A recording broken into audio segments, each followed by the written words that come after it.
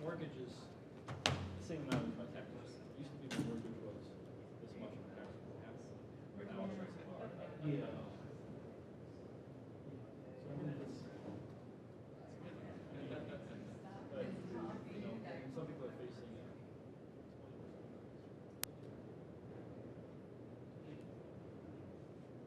yeah, 5% rust.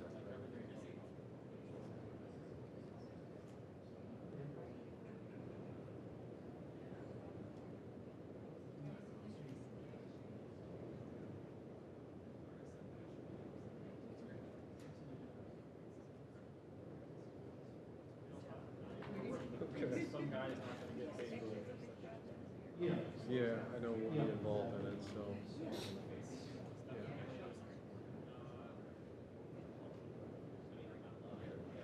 That's fine.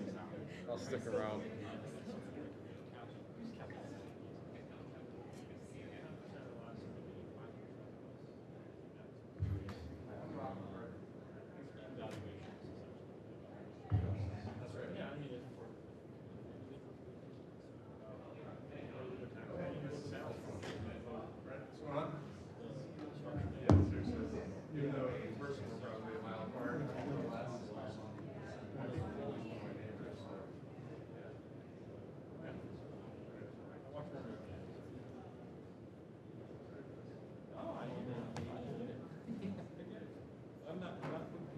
I'm one of those people that are going to get a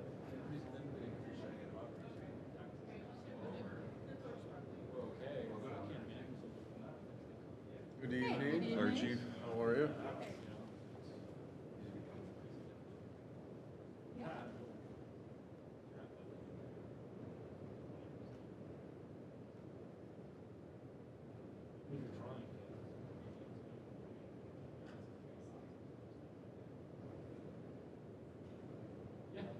Did you see the thing? I wrote something.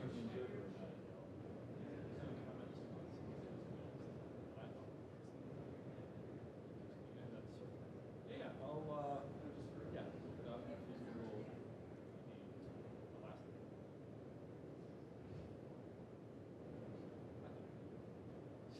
It got published. Yeah, I got published, and I got a lot of great feedback. Yeah, that's kind of how I'm doing it. I don't have a lot I want to do, believe it or not. There's not a lot of changes. Things come up. People want to show up. Those are things. It's my work easier too. So docket, come on down.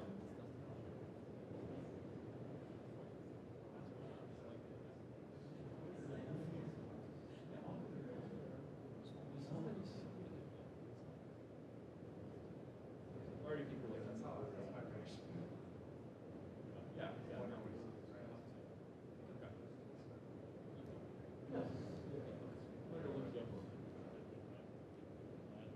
Yeah, definitely don't lose it when you go down there. Yeah, right, I could. That's what I'm going to check.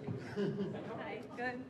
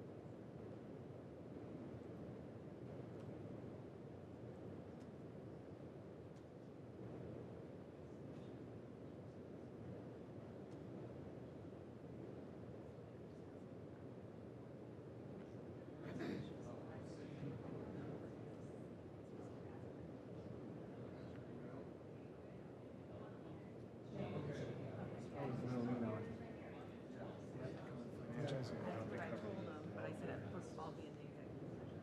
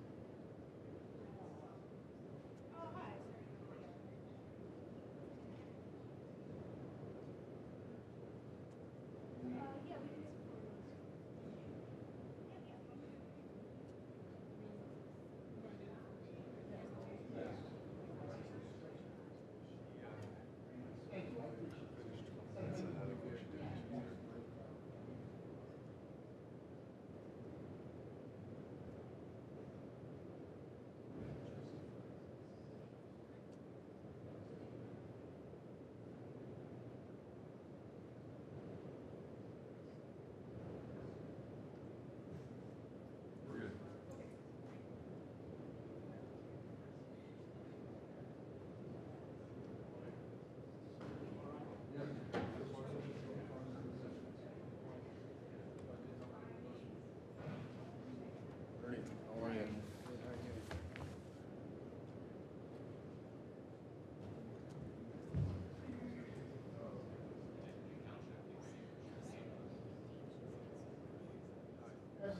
Yeah. How are you? Really tight.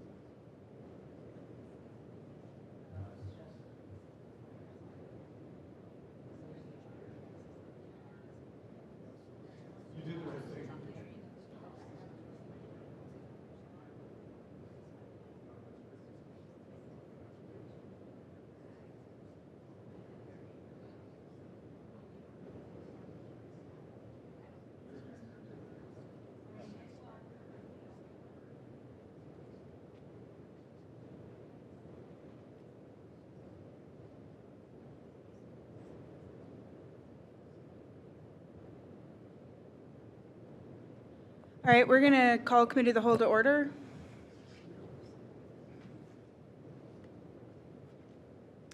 First, I'll move to approve the minutes of the October 7th, 2024 committee of the whole. Second. Motion's been made and seconded. Any discussion? Hearing none. All those in favor? Aye. And that motion passes. So our sole item on the rest of the agenda is an update from the planning department regarding the proposed downtown development. We're going to go slightly out of order here, just because I know we have some members of the public who wanted to speak and may not be able to stay around the whole time. So first I'll call up Dave Wondlowski. And just our procedure is you have 5 minutes. Please address the chair and keep your remarks courteous. Thank you. Okay, and push that button there. There you go. Dave Wondlowski, Cleveland Building Construction Trades Council, here today representing 20,000 building trades members and certainly in support of the Casto plan and the project for the old hospital site. They're working with Panzica Construction, it's a good union contractor, and it's something that we see as progress, right? I mean, we've been through multiple iterations and different developers, and things just never seem to pan out. And Just a little bit, a little bit on me. I work with the Port Authority. I'm on the board there. And financing for these projects is increasingly difficult. And building a capital stack isn't what it used to be many years ago. And there's just so many different layers of, whether it's TIFs and bond financing and you name it. I mean, it is very difficult to put these things together. So when you have a developer willing to come in and put something on this site, that to me, I've seen the plans, it makes a lot of sense to me, and certainly I think it's going to be a benefit to Lakewood. And it's going to be a benefit to my members who will be out here building, many of whom are Lakewood residents. So appreciate your time and consideration of the project, but just wanted to make sure you knew where we were on it. Thank you very much. Thank you. And we do have another person signed in to speak. Did you want to go now, or do you want to wait until after the presentation? All right, come on up, Mr. Zagan. Hello, my name is Mike Azakum. My business address is 15639 Madison Avenue in Lakewood. And I'd like to thank council for responding to my letter regarding the downtown development. I wasn't expecting that many comments, but yeah, it was great to see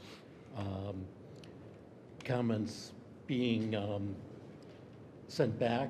And as a small landlord, I'm very concerned about affordable housing as well. And I'm not here to discourage the development or say we shouldn't develop in any form, but I would encourage council and the city to take a step back and see what else can be done, not just for new developments, but existing residents. As I point out in my letter, all residents are paying for bond issuances as part of their real estate taxes. Those are fixed sum levies, so the those taxes are divvied up based on everybody's values. So I would encourage council to have all developers, even if they are receiving a TIF or some other form of rebate, to at least participate in those bond levies. So that would definitely help out existing residents and not just tenants, but also homeowners. I would also like to encourage council to go back and look at the housing license fees. Lakewood is a city of small business, but those fees are disproportionately paid by small landlords. So I would encourage council to make them proportionate so that all property owners are paying equally, or perhaps consider a break for small local landlords. And again, it's something that gets passed on to tenants. And everybody, every little bit helps. And I'd also like to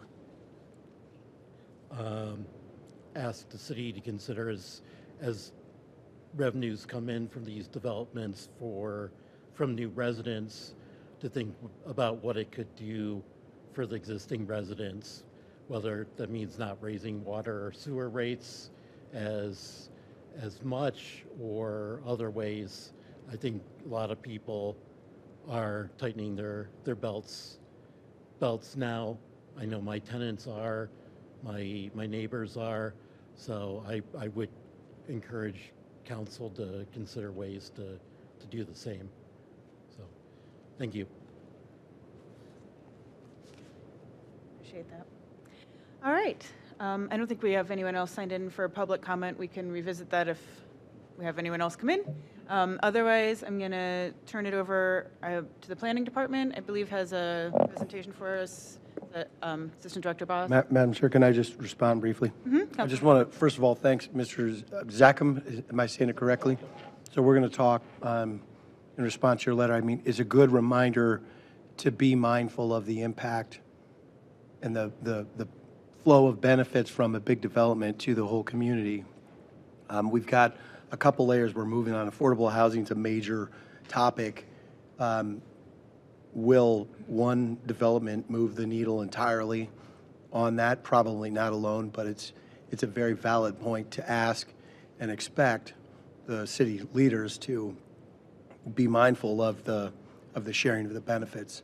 Mr. Wondolowski, it's always good to see you. Thanks for expressing your support. I know you were supportive of previous iterations, and I think we all share in the hope and determination to get a good project finally approved and a shovel in the ground. So we're eager to see our community benefit and your members have a good family wage job out of the deal. So good to see you. Thanks. All right. Any other opening remarks from council members? All right. Then with that, Assistant Director Boss. All right, Madam President, so I've got a, just to kick us off, just a short slides presentation, just to kind of baseline everybody. I do have both of the documents that were presented to Architectural Board of Review at the beginning of the month. And then I request that after we're done from that, if we could break to executive session and we'll get into the details of the finances and the development agreement. So I think everyone is familiar with the site by now.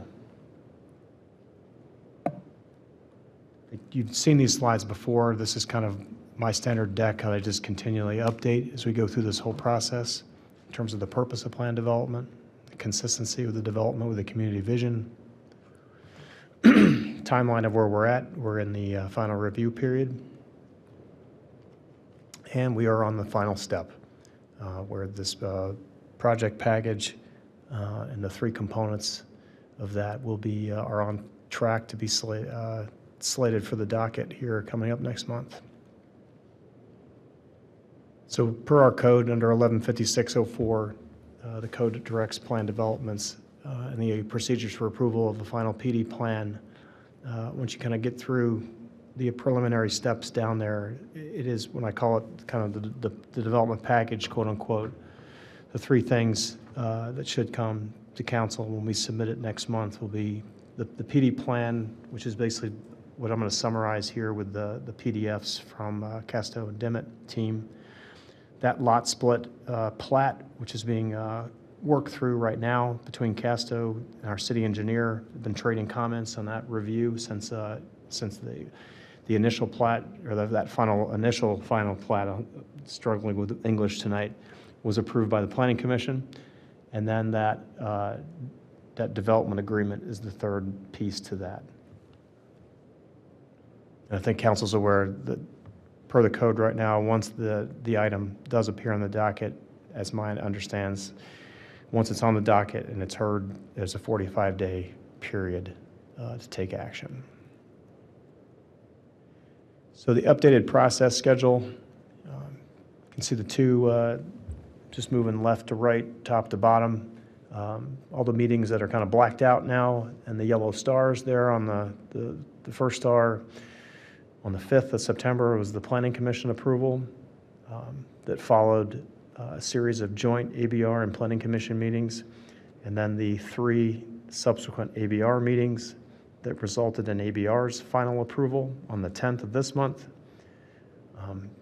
We've had the open house in September. We had the committee of the whole last month as part of the process of getting everybody up to speed and keeping everybody up to date on the project, in addition to the meetings that we held in August between the council members and Casto, and now here we are on October the 21st, the diamond with the halo on it, on the doorstep there of our target date is the 8th of November to submit the package of the plan, the plat, and the development agreement And that should go, as I understand, we've designed this process simultaneously to council as well as to the Board of Education so that it can support review on both meetings on the 18th.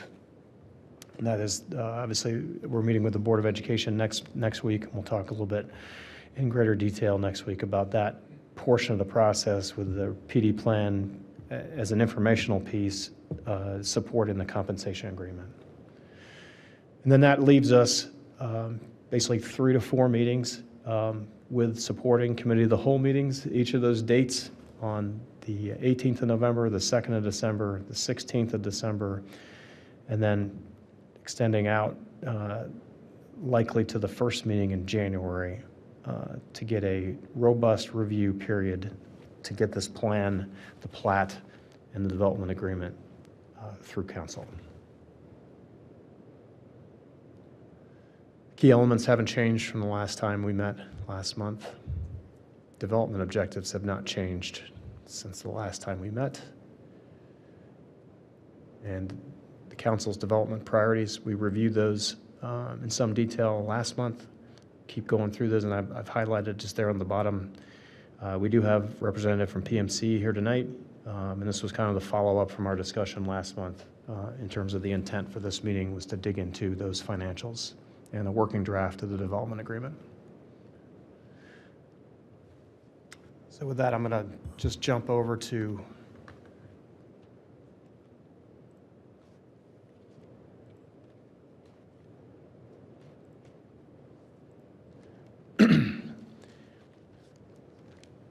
so hopefully council's familiar with the basic site plan, the layout of the project itself, kind of starting from the top to the bottom.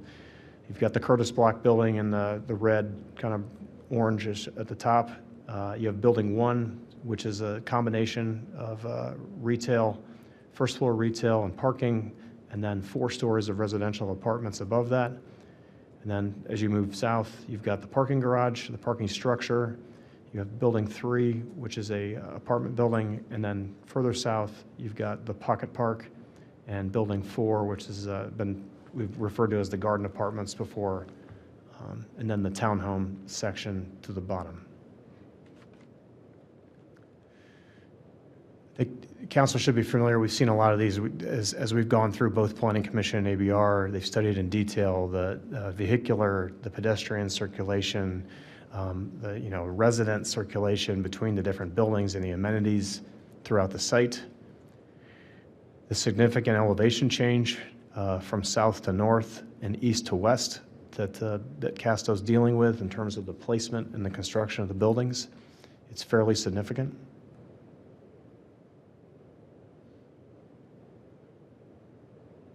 And then the detailed design from the public plaza, the first floor retail, you can see, at least on this, as I understand, the podium construction of building 1 allows a lot more flexibility than a bespoke office building, or like we've been through iterations in the past with a set design for a grocery store or a set design for an office space that does not provide the same level of flexibility that this current first floor design provides in terms of subdivision and customization of retail spaces, as well as the inclusion of parking within building 1 that, based on the planned construction of the building, could also accommodate an expansion of retail if that was justified in the future. And the different floors of residential as you move up. Elevations from Detroit. So what you've seen, I think, over the kind of the preceding months, and these documents have all been posted on the Downtown Development website. In fact, these 2 were posted on Friday with the latest update following the ABR approval. Is just that more finite detail, materiality, all the way from the plaza, all the way to the parks, into each individual building.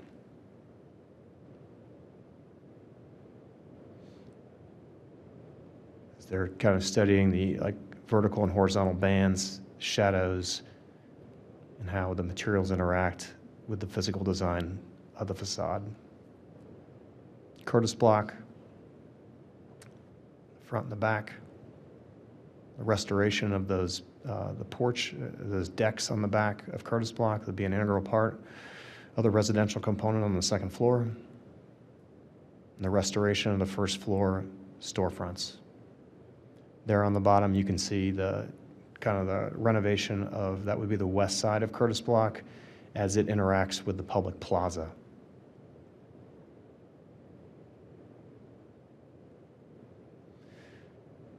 Just a couple of renderings.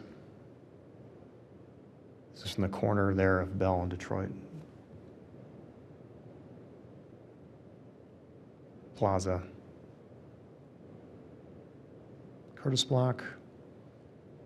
Just kind of making our way around the site. There's the alley between the Curtis Block and Building 1, and the retail spaces there on the first floor of Building 1.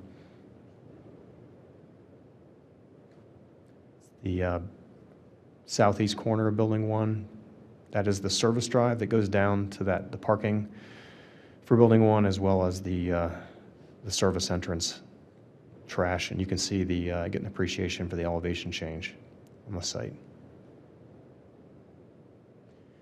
This is the small pedestrian plaza between Building 1 and the parking structure that we've talked about before. This is the amenity and the leasing office space, as well as kind of that interior passageway between the parking structure and the plaza and the retail spaces.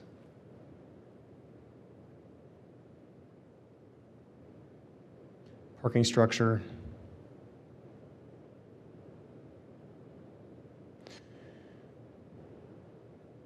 Lots of detail on the side, the treatment of that facade along Bell, that linear park, as well as the landscaping, kind of the other PDF that was provided adds to the detail in terms of basically the 4 seasons of the landscaping and the treatment of the side of the parking garage and the plans for that. And this is the elevation that would be facing Building 3. More detail on the landscaping, some renderings. Building 3, as it steps back, you can see the elevation change as you move kind of south on Marlowe. The rhythm of the replication of the porch elements and other things as you start to step the development back into the residential neighborhood. Individual details of the facade and renderings of Building 3. Building 4, furthest back on the site, is the intent, obviously, as we've discussed in the past, the intent was to kind of match and try to mirror, respect that, the rhythm and the roof lines, as well as the other features of kind of common Lakewood homes in the neighborhood. In terms of both massing as well as the facade design and the use of materials and pitch changes, depth changes to cause create shadow lines and other things that really bring that rhythm to life as you drive and walk down the street. Elevation change is pretty key here as you move east to west.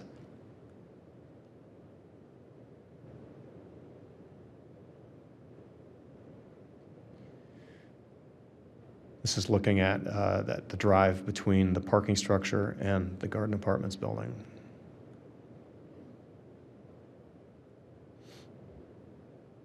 And the pocket park itself.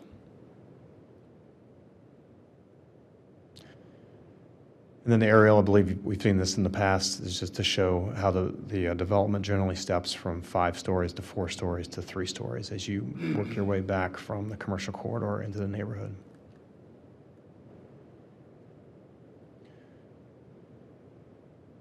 And as edge landscaping has done more and more work in and around the public plaza and the streetscapes, the linear park there on the top of the slide on Bell, as well as the Marlowe streetscape.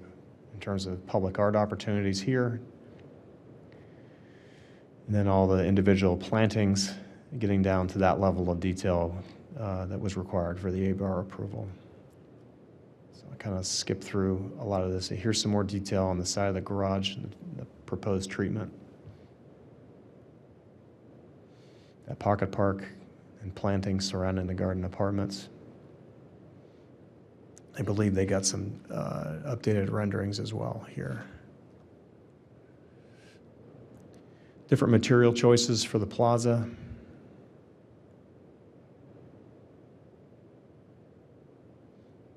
Seating and lighting.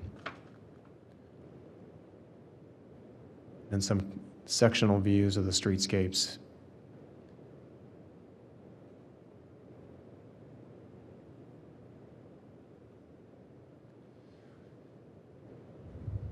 And here's Edge's, some of their renderings to include the landscaping, kind of take more of a year-round look at it. Nighttime, daytime.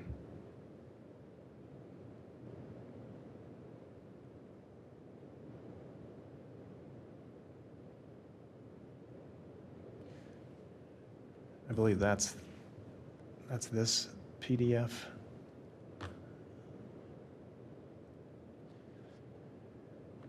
This was an additional PDF that was provided. I believe it just shows a little bit more detail in Curtis Block. There's the looking at the different seasons or the elevation, the spring and summer landscaping, and then the winter anticipated appearance of that side of the parking garage. And then the other side facing Building 3, the addition of landscaping, kind of screening for the backs of those apartments, especially on the ground floor. More detail across the seasons for the garage.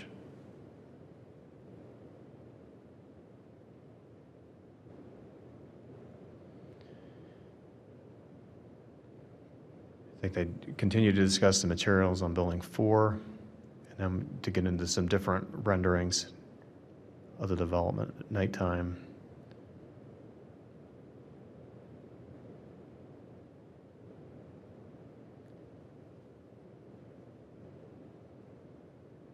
As also one of the final items that ABR had to approve was the lighting and the photometrics, and not just obviously within the site and the lighting of the plaza, but also considering and avoiding spillover into the surrounding neighborhoods with the photometric studies.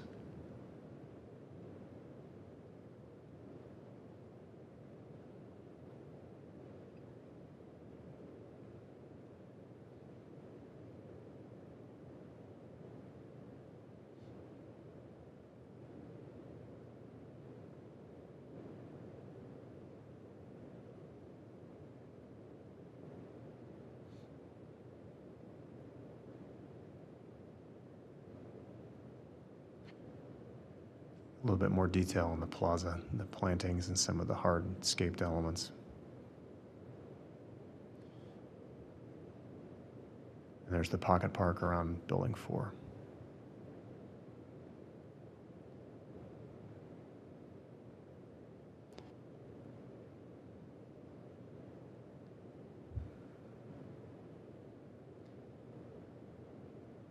One of the questions that kept coming up, came up a couple times and we got clarification on it, was the property line with the northernmost house on the southeast corner of the development, and how the development jogs a little bit to the southwest, and there's a couple of homes that it overlaps, and one of them, that northernmost property line, in terms of the delineation of the property line and the treatment of an existing retaining wall.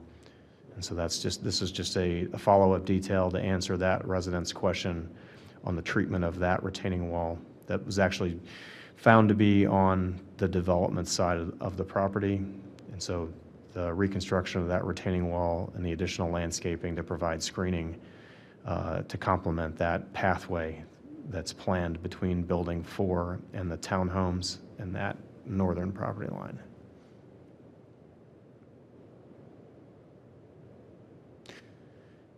These are a lot of the same from the last PDF here. So So I recognize, I know I went through that kind of fast, but that's, both of these files are available on the Downtown Development website, as well as Casto and their team will obviously put together a presentation for the first time this is presented formally to you next month. So I just wanted to kind of walk you through those really quickly, let you know that they're available for further review, and just so you have kind of a touch point on where the project is following ABR final approval. So I think before we end here. So I leave you with, so now this is just to provide you with some visibility on the conditions that came out of both of those approvals. The Planning Commission, the 5 approvals that are being worked through, like as part of the city engineer and the back and forth on the plat. City engineer is reviewing the traffic study. And Casto is still, they're looking at rideshare parking, drop-off zones on Detroit in coordination with the engineer. A lot of this is as this project makes the turn from kind of these schematic designs and the final plans for ABR into that construction documents and all the civil plans that have to be prepared and everything that goes into that, as it kind of transitions from the ABR and the board and commission world to the engineer world. These things will get addressed. And the only condition that came out of ABR is that the light fixture for the parking deck that will come back once it's selected for administrative review. So that's a good one small condition to work through there.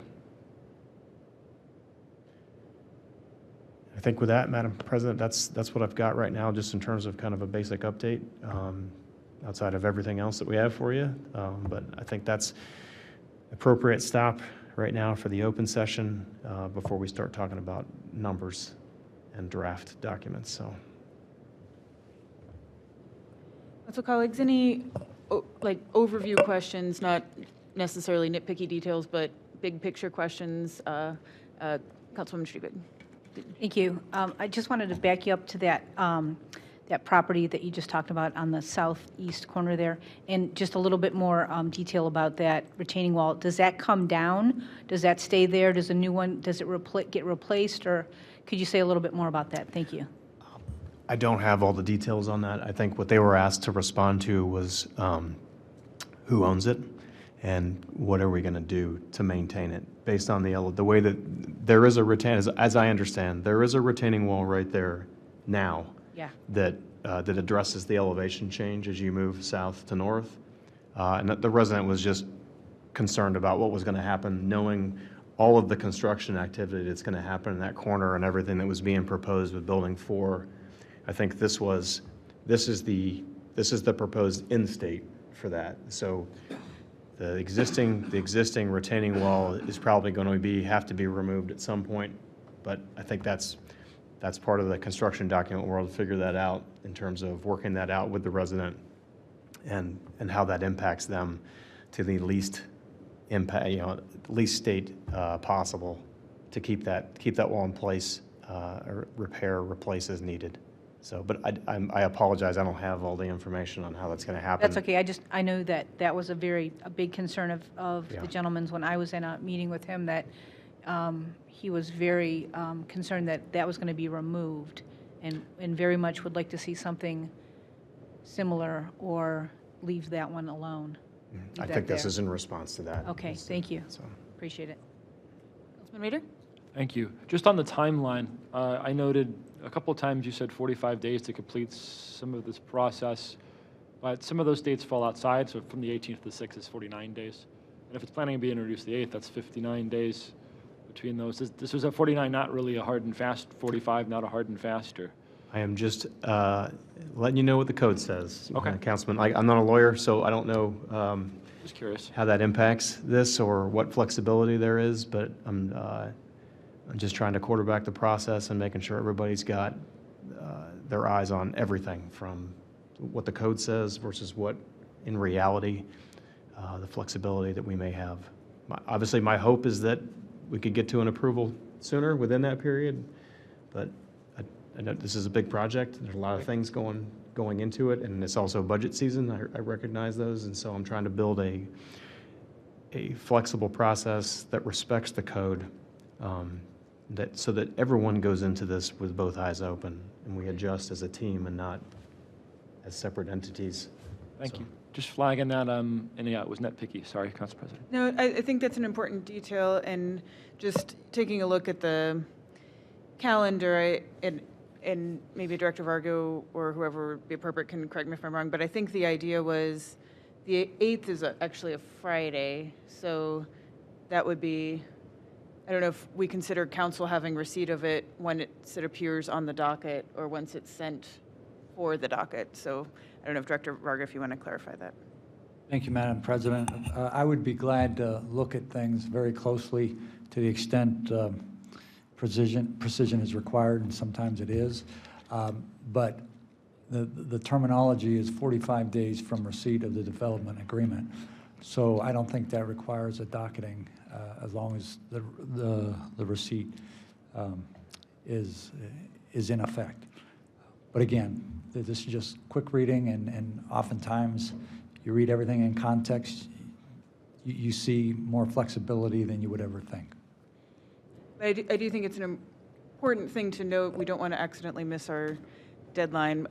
The 18th that's noted on here is the first full council meeting after the 8th. So it may be counting from the 18th day, which would be the first full council meeting when it would appear on the docket. So I think probably worth clarifying, but not necessarily at this moment.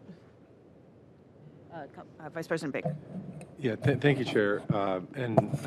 Just like to thank the Planning Department. I mean, I know plan development is not an easy process to go through. And I think it's supposed to not be, because you're creating a new zoning classification for an area.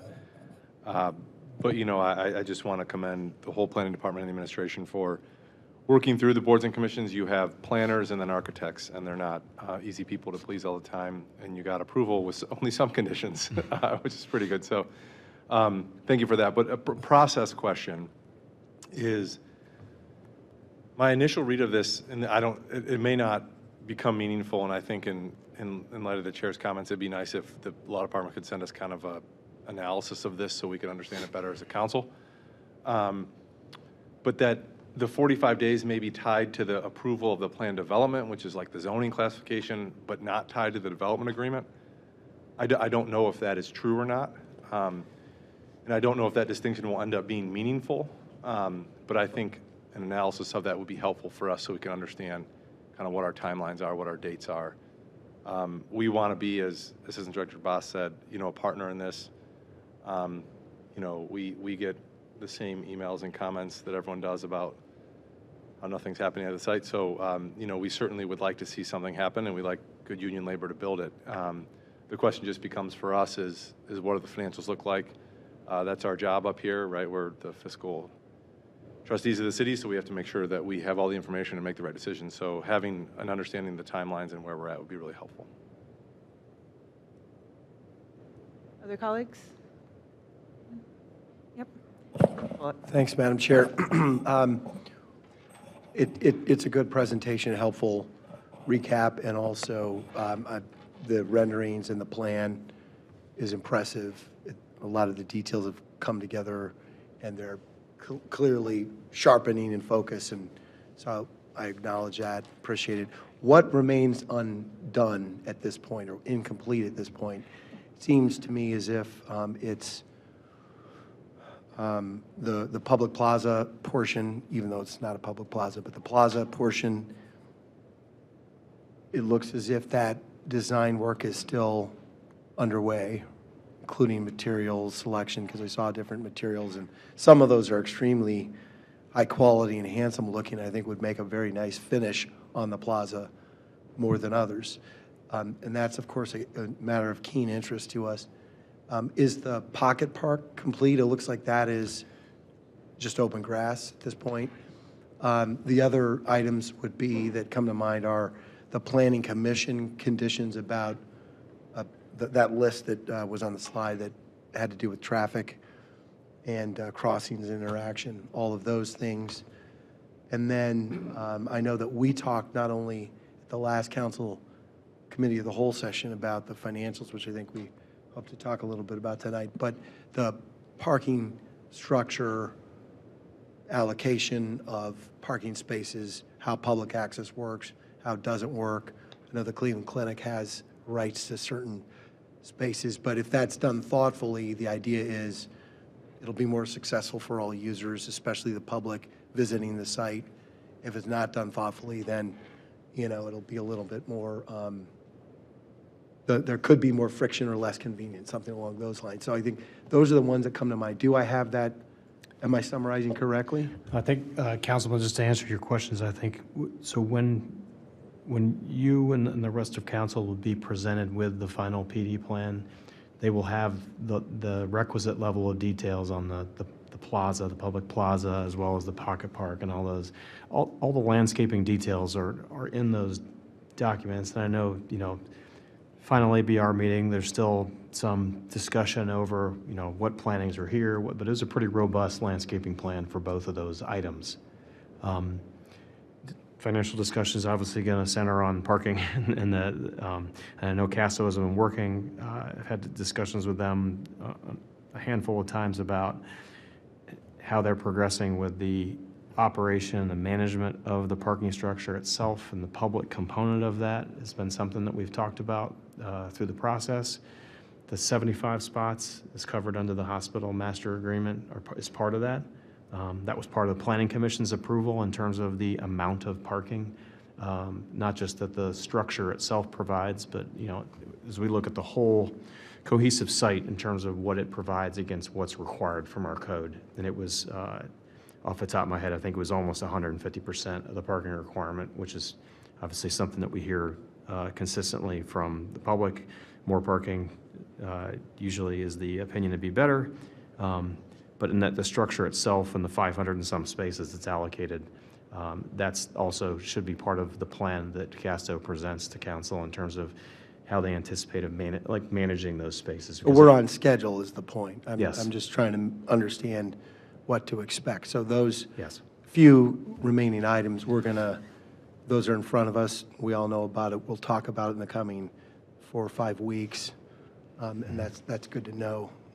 Okay, appreciate it. Thank you.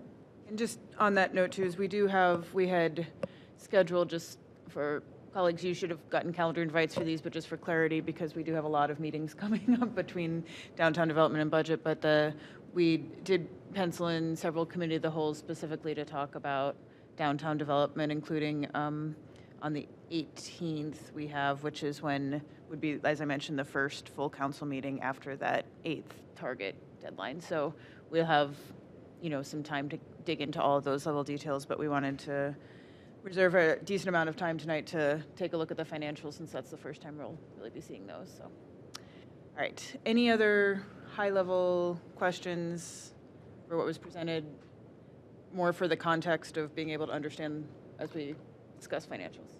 No? Anything else from the administration? Okay. Then with that, I will make a motion pursuant to Ohio Revised Code, Section 121.22G. I'll make a motion to enter executive session for the purpose of considering confidential information related to the marketing plan, specific business strategy, production techniques, trade secrets, or personal financial statements of an applicant for economic development assistance, and to consider the sale of a property. And I'll include in that motion our members of the administration, relevant members of the administration, our law department, and advisors, financial and legal advisors, and of course the developer. Right. Second. Motion's been made and seconded. We'll do a roll call, I believe, right? Yes. All right. Evans. Yes. Marks. Keppel, yes. Baker. Yes. Bullock. Yes. Rader. Aye. Marks. Oh, I'm Streebig. I'm sorry. Wrong Yes. Cindy. Yes, Yes. thank you. Okay. All right. So we're going to head into executive session.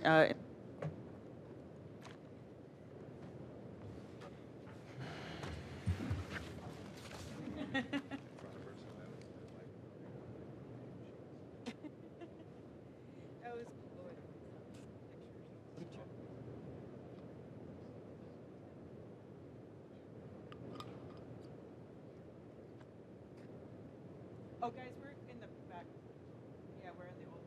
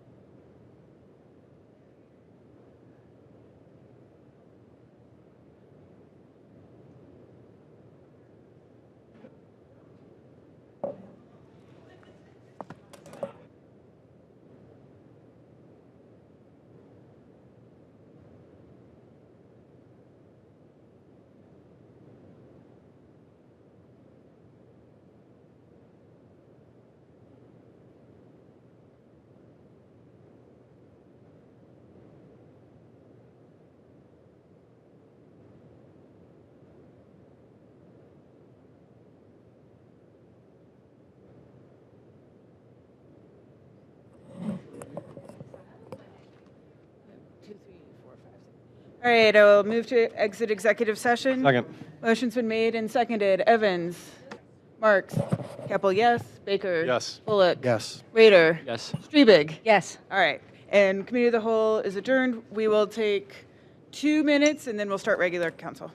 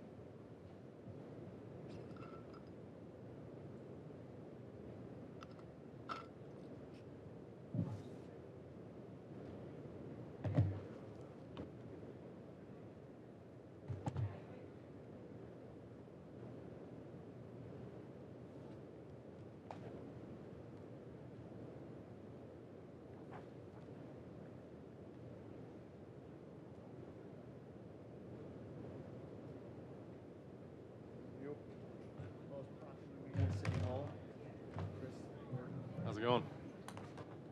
Did you guys win this weekend? It was Strongsville, right? Who was your last game? Who is it? You'll be okay, right?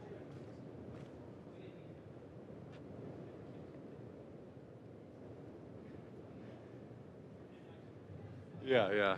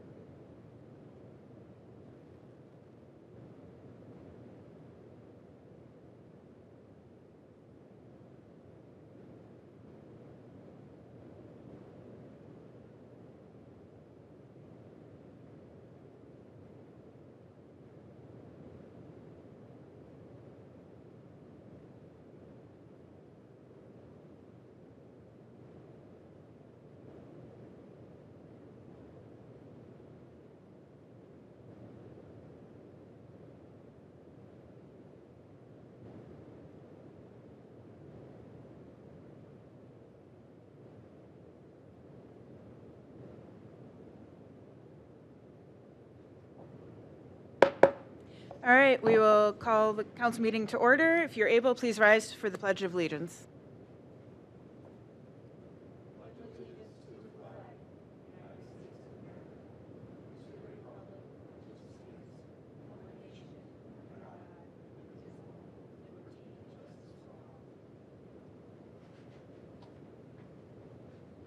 We'll now pause for a moment of silence.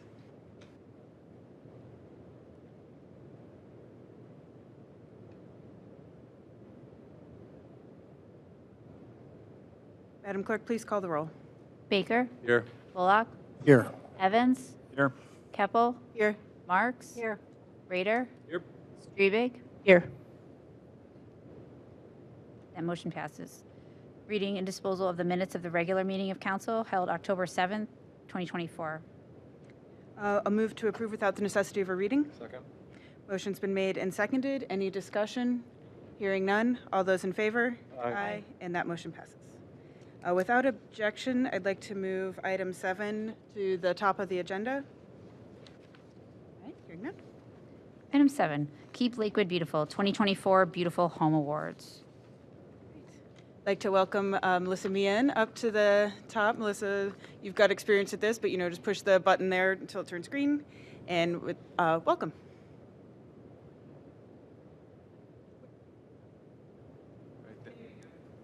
I'm on. Good evening, Mayor George, members of our City Council, the Lakewood community gathered behind me tonight, and especially to our 2004 Keep Lakewood Beautiful Home Award honorees and their families. Council, we appreciate that we are able to honor these Lakewood residents at our City Council meeting tonight. If I can take a minute to also acknowledge our Keep Lakewood Board members that are here with us, and if you wouldn't mind rising if you are here with us. Ruth Gillette, not here, but a longtime member of our group. Joe Stolitza, Agnes Stevenson, Tony Bruza, Megan Ullman, Shelley Sedlak, Betsy Jarvis, Matt Bixenstein, Melinda McGuffey, and special thanks to Hannah Gall, who has coordinated this efforts for our Home Award program for the last 3 years, I believe, and has done a beautiful job with it. Thank you to my board.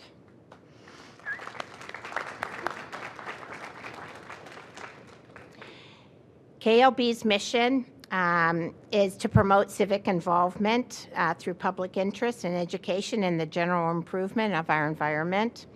Our volunteer board initiates plans and coordinates programs for litter prevention, recycling, and green space beautification.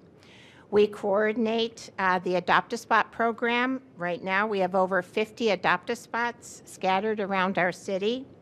We hold monthly pop-up, pickup, pour-ups the last Wednesday of our month. Where we pop up in any neighborhood, we pick up litter for an hour, and then we pour up and meet in a community establishment and create community about litter awareness. We, of course, hold our annual cleanup, city cleanup and Earth Day event. And lastly, we do a humus and flower sale every May. So we're busy. But tonight, we get to honor those residents that truly make our community beautiful and the care they put into their homes and their yards.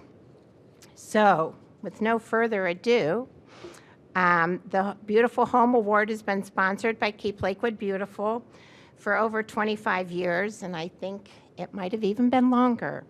The community is invited to nominate a home, and Keep Lakewood Beautiful Board comprises a panel to select winners representing each school district. The panel considers each home based on the criteria like their landscape, their well-maintained features of their home. This year, 91 nominations were received for 71 different homes. We had our work cut out for us. We are pleased to present and celebrate the following beautiful homes. Our first home is 1461 Marlowe Avenue, the home of Hope and Sean McGuan. Sean can stand. They have lived in their home at 1461 Marlow Avenue for 26 years.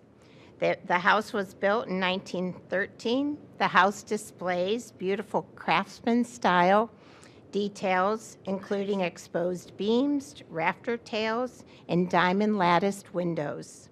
You never know that the McGuans are self-taught gardeners, very well ones, we all know. They've given an expansive tree canopy and gardens throughout their front yard. Their word of advice to other home gardeners is to start small, have a vision, and take risks. If I could have Mayor George come up and help present the awards to them, and Joe, and if Sean can come on up. And congratulations, Sean. Okay.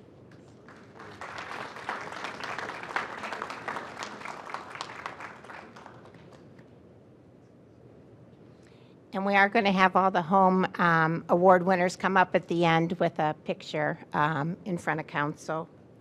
Next is the home at 1481 Clarence Avenue, the home of Matt and Kristen Moran. They've lived at 1481 Clarence since 2016, but the home has been in Matt's family since 1946, when his grandparents and 5-year-old mother moved in. In fact, Matt's first gardening experience was tilling the vegetable garden in the backyard with his grandmother and his mother. Thank you for the lights. Built in 1908, the home has neoclassical stateliness to it with impressive columns and a large porch.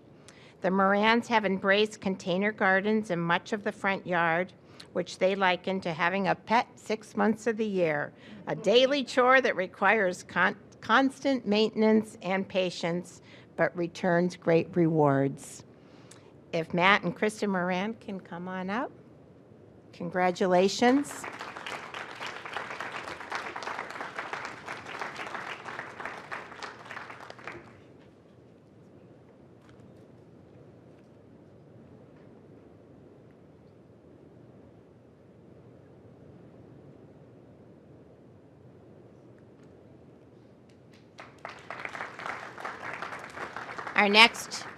Our next home is at 17703 Hilliard Road. And listening to everything earlier, this are in our reception, the Yellow House. Rick and Bobby Beisel, and I hope I'm saying it correctly, okay, celebrated their 50th year at this home earlier this year. Their garden has been a result of trial and error in keeping what worked, and obviously a lot has worked as I look at those pictures. They take immense pride in their home and share that advice with others in Lakewood. Their home was built in 1923, and with its bold colors, thoughtful gardens, and whimsical yard decor, no one can miss their vibrant yellow bungalow on this stretch of Hilliard. Rick and Bobby Beisel, if you can come up, and they have the whole family, or most of the family, here tonight.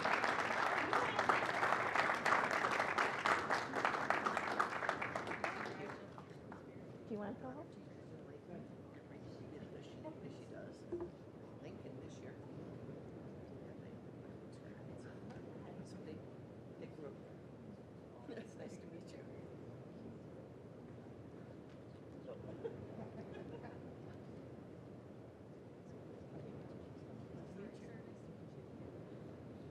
Congratulations to them. Eileen and Paul Revelinsky purchased 1232 Edwards Avenue in 2009. Eileen actually grew up across the street and had always loved the home. Way to come back to Lakewood. It was built in 1913 with a unique carport being added later by the original owners as in-law suites. While Paul learned a lot from his parents and grandparents who were self-taught gardeners and also benefited from working in a garden center as a young man, his advice is to not be afraid to ask for help, as fellow gardeners are very willing and eager to share what they know. It doesn't have to be perfect or be done all at once. With a plan, patience, and water, most things are hardy enough to do well. And we know that after this September, August, September, that water. If Eileen and Paul Revelinsky can come on up.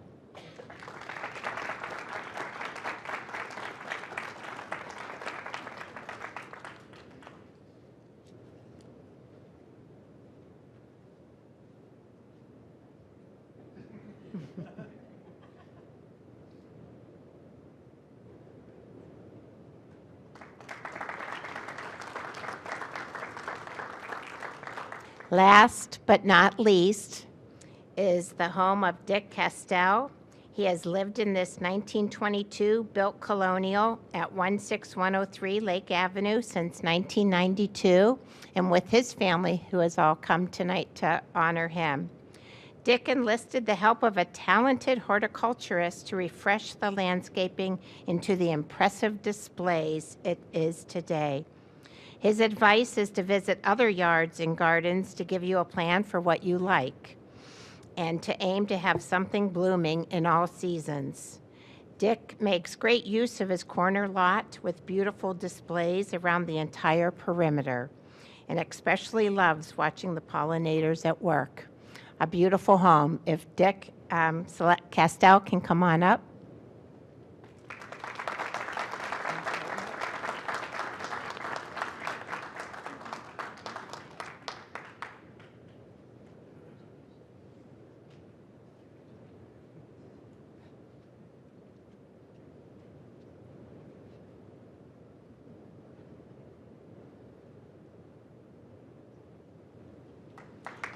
And you guys might as well stay up. If I can go ahead and have one more. Oh, last but not least. Keep turning those pages. I am sorry, Barb and Ed Fox, but your home at 2222 Wyandotte Avenue was built in 1993, and they just celebrated the home's 100th birthday last year. A classic colonial, the homeowners have adopted several green practices, such as prioritizing gardens over a front lawn and installing a rain barrel. As lifelong garden enthusiasts, living and learning through trial and error is a natural part of their process, along with learning from their wise neighbors. The biggest word of advice is, if you don't like something, or if it's not placed just right, move it. Great advice. If Barb and Ed Fox can come on up, and congratulations on your beautiful home.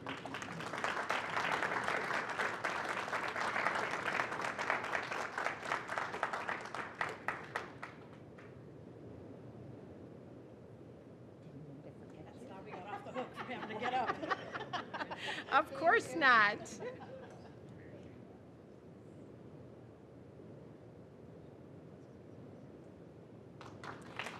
And at this time, if I could ask the winners to come on up and we'll take a picture in front of council, okay?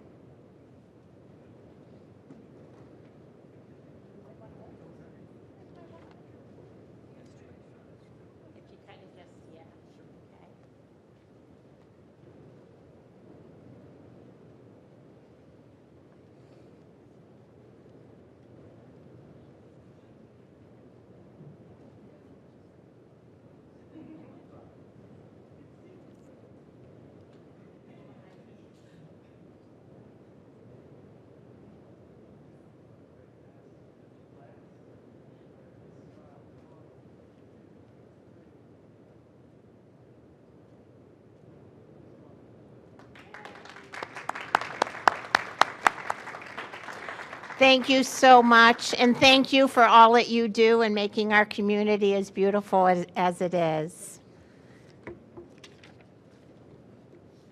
Council, thank you. Mayor, thank you. Okay. Thank you, Melissa. Thank you, Keep Lakewood Beautiful. I'll first move to receive and file that report and presentation. Second. Motion's been made and seconded, so discussion. I just, again, thank you to the Keep Lakewood Beautiful Board and all the awardees. We appreciate all you do to make our city look the best. So we appreciate you. Thank you. Council, any further discussion on this topic? Nope, hearing none. To receive and file, all in favor? Aye. And that motion passes. Item 1, report from Health and Human Services Committee regarding meeting held October 14th, 2024. Councilwoman Marks. Thank you. Dear colleagues, the Health and Human Service Committee met October 14th, 2024 to review and discuss the annual report from September of 23 through August of 24 of the Community Health Action Team, or called CHAT. That was referred to the committee. To begin, Assistant Planning Director Boss provided a big picture overview of the 16-month process used to develop the Community Health Needs Assessment, CHNA, and the corresponding action plan. CHAT members then provided more details about the action steps taken by the subcommittees since the interim report was submitted in April. Council members had the opportunity to ask questions and share their feedback. Topics discussed included developing a resource guide specific to Lakewood, strategies to combat the housing crisis, strategies to expand food access in the schools, increasing enrichment activities for students with disabilities, and much more. The committee looks forward to providing ongoing support to CHAT through legislation and policy development as they continue to advance this important work. Thank you. Thank you. Move to receive and file that report. Second. Motion's been made and seconded. Any discussion? Hearing none. All those in favor? Aye. And that motion passes. Item 2, report from Public Works and Sustainability Committee regarding meeting held October 14th, 2024. Councilman Rader. Thank you, Madam President. Dear colleagues, Public Works and Sustainability Committee met October 14th to discuss the impacts and the response to the severe weather that struck Lakewood and the surrounding region on August 6, 2024. The goal of the meeting was to identify lessons learned and enhance collaboration and improve response to the next severe weather event or related emergency. Fire Chief Fairbanks, Human Service Director Barry, Director Gordon, I'll add him to this list because he was there and provided good feedback, nonprofit leaders, and other officials from both the city and the county each explained the depths and breadths of the storm's aftermath from their perspectives. All organizations were pushed to their limits in extremely challenging situations where communications and power were cut off to the majority of the city for multiple days.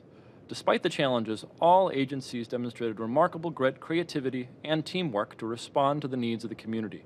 Food, water, and medically necessary oxygen were supplied to seniors confined to some high-rises. Vulnerable populations received door-to-door wellness checks, and the fire department answered hundreds of calls for service in a very short period of time. And a cooling and refreshment station was available for the public within 24 hours of the storm. Moving forward, the goal is to have a generator or some type of backup power at Cove Community Center to educate the public that Cove is the go-to destination in case of emergencies. Council members suggested grassroots-style strategies to help share storm-related information in the future. Council members contemplated potential regulatory changes to the building and zoning code to hold building owners a little bit more accountable. For example, during emergencies, residents in high rises should have access to at least one elevator at all times, and that some of the roof space of the business of these high rises could be potentially used for cell carriers should we have emergency power backup to prevent widespread communication outage again, like we experienced back in August. County officials acknowledged that Lakewood had the biggest gap in cell coverage of any community in the region. In addition to working with building owners, they recommended that the city advocate for an increase in the availability of portable cell towers. They noted that while the storm and its aftermath did not meet the standards for federal assistance, that it did meet the benchmarks for reimbursement from the state. The county is working with the city of Lakewood to secure those reimbursements and potential loans for small businesses under the Economic Injury Disaster Loan Program. And I'll note, too, here, thank you to council staff for accommodating this and pulling this together. It came together great. It was a great start to the conversation. I think a lot of us will be following up on our own. We don't have much time left this year to really hold another hearing on this particular issue, but I think we'll be following up individually with different departments and the county to further monitor progress. And again, special thanks to the administration for really being available and to the county for making this meeting happen. So I'll move to receive and file that communication. Thank you, Madam President. Second. Motion's been made and seconded. Further discussion? Hearing none. All those in favor? Aye. And that motion passes. Item 3, Committee of the Whole report regarding meeting held today, October 21st, 2024.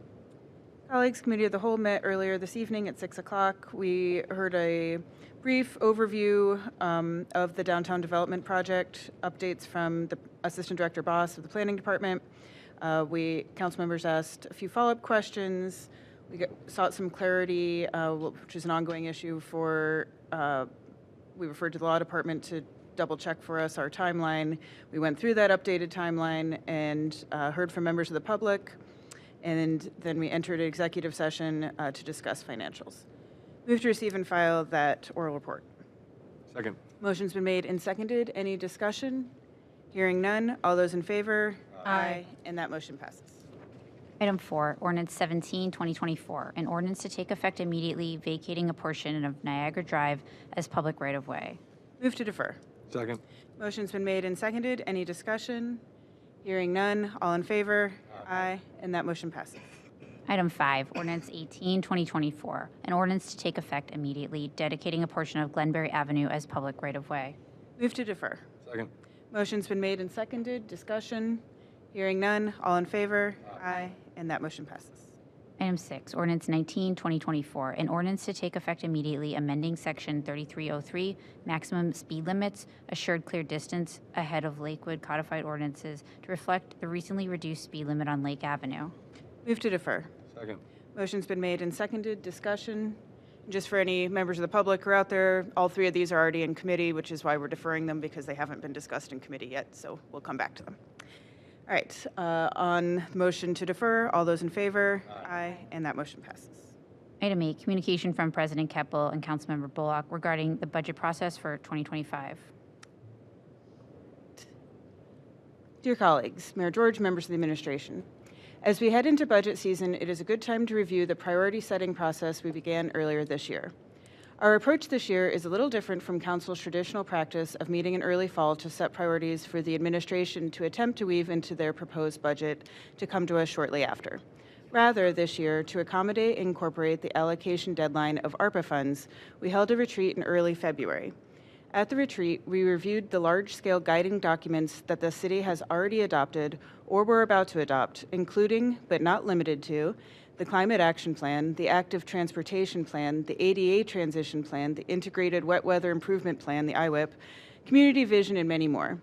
We discussed how we could best align our time, talents, and treasure towards these goals, and we identified individual budget priorities in advancement of those big picture ideas. A table of the priorities and the associated council members is attached, and that's Exhibit A. At the February 20th meeting of council leadership and the mayor presented the attached letter, noting the shift in federal guidance around the use of ARPA funds and how some administrative and council priorities that we had previously sought to fund through these ARPA dollars would no longer have an identified funding source.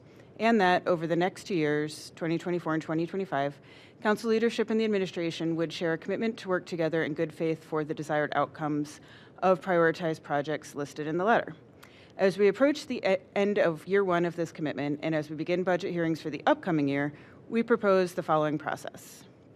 That this communication be referred to committee for council to review our individual priorities and assess if the same priority order still makes sense heading into 2025, and that as departments present to council during the budget process, that they include and highlight the ways in which their teams have been working on any or all of these shared priorities, and if and how their proposed budgets will continue work on these priorities in 2025. We look forward to a productive and efficient budget process and to hearing about all of the significant accomplishments achieved by our excellent city staff. Sincerely. And there's the chart, yep, if you want to flip that. And I'll first move to receive and file, I'm going to first move to refer that file, this communication to finance. Second. Motion's been made and seconded. Discussion? Did you want? Yeah, I'll just add on to here. So this little chart here came out of, and Councilman Evans unfortunately wouldn't have been there yet, but just that's part of refreshing all of our memories that we started this process a little differently and a little earlier this year because we had that timeline ticking on the ARPA funds and also the change in guidance. So these were some of those things we discussed at the retreat. of our budget priorities, and then referring back to the Spoons was talking about energy, as well as that putting in time and our talents and efforts is also a contribution of, and making sure that we're putting in that effort before, as we're asking city staff to do the same thing. So a refresher here of those things that we identified, and then of course the letter where we had to reallocate those funds, and then identified some of the things that the administration had prioritized that we had to find other ways to fund, and things the council had, and we're going to work on those together. So as we go into budget season, just a reminder that these are the things we also have already asked our staff to be looking at and considering, so that we're coming into that with those shared goals. Further discussion. Councilman Bullock. Thanks, Madam President. So I'm once again the finance chair as of recently, after Councilman Schachter moved along to other opportunities. And so it's a good opportunity, I think, at least to do a little discussion right now about hopes, expectations, and schedule. We just had a nice deliberation before the City Council meeting tonight in Committee of the Whole about a lot of work in front of us, important and good work related to the potential hospital redevelopment. That's going to take some time. I know we've got other things on tonight's docket that may well come through public safety, may come through housing planning and development. So it's not going to be a light final 2 months here. What I'd like to propose is that see if we can meet next Monday night as a city council to talk about councilmatic initiatives, priorities, and just to get a start on deliberating more collectively on what the council president just laid out in a letter. She did a great job, did the heavy lifting on this letter. Thank you for that. As a kind of a prequel to the formal budget process. So we won't put you on the spot right now, but we could work through the council clerk to find out if October 28th could work for at least an hour for Finance Committee, which would be, in effect, operating as a committee of the whole. Finance Committee is 3 of us, but the tradition is that we work as a group. Could I also ask the administration mayor or Director Mahoney, do we know the date when we anticipate the formal introduction from the administration of all the budget ordinances? Is that going to be November 4 or later than that, do you think? Go ahead.